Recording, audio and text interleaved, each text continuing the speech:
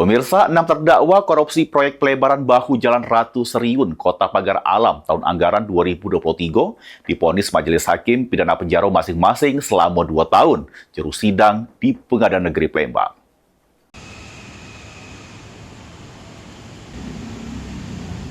Sidang korupsi proyek pelebaran bahu Jalan Ratu Seriun Kota Pagar Alam tahun anggaran 2023 yang menjerat 6 terdakwa badan lagi digelar di Pengadilan Negeri Palembang juru agenda putusan.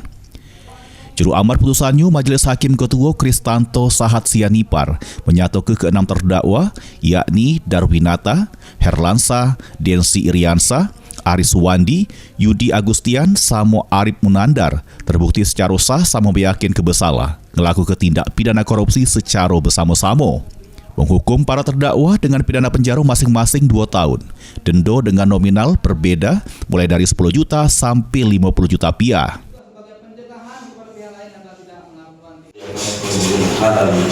Melakukan tindak pidana secara bersama sebagaimana dakwaan tersebut.